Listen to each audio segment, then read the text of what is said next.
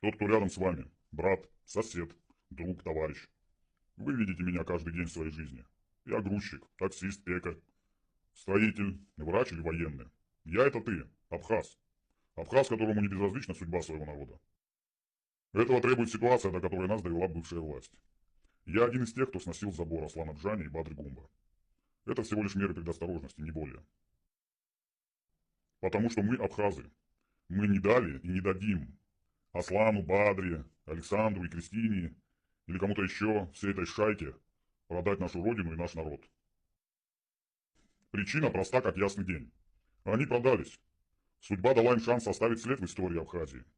А они его продали за кредиты, квартиры, заправки, порты и подарки в виде автомобилей. Позорники. Дезертир. Наркоман и казакрат. Больше нечего о нем говорить. Да и противно его вспоминать, если честно. Тень Аслана, его соратник и соучастник. Он же был второе лицо в его банде. Теперь Анква поставил его первым. Я вот не понимаю, неужели люди забыли все? Кто-нибудь помнит реакцию Бадры на избиение ветеранов на День Победы? Когда их побили и бросили под дождем валяться на дороге. Бадра промолчал. Аслан дезертир, переживающий только за свою Волгу. Поэтому суверенитет для него это пустой звук. Но Бадра, если он чтит память погибших за свободу Апсны, как он мог согласиться на то, чтобы уступили суверенитет? Как мог молчать в этой ситуации? По-моему, очевидно.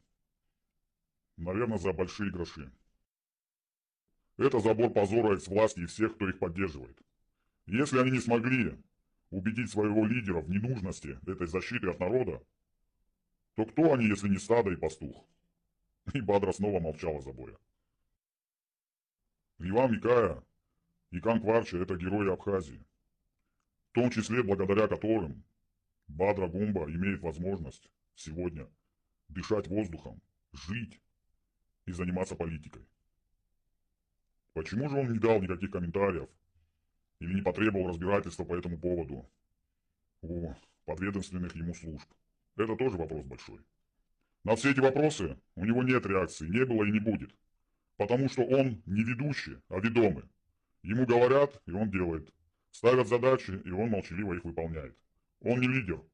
Даже как исполнитель он не годится. Бадра – это пустота, пустой звук. Потому что он один из нас. Нас не купить, и мы ничего не продаем. Мы не торгаши, мы любим свой народ. Дорожим землей, данной Богом нашим предкам. Мы помним и чтим подвиг воинов, отдавших жизнь за свободу Апсны. Уважаем и поддерживаем ветеранов. Мы защитим наших детей и их будущее. И если потребуется, то ценой жизни. Поэтому мы верим Адгуру. Он тот, кому не нужно подсказывать, что говорить и делать. Он наш соратник и лидер. Мы за Адгура.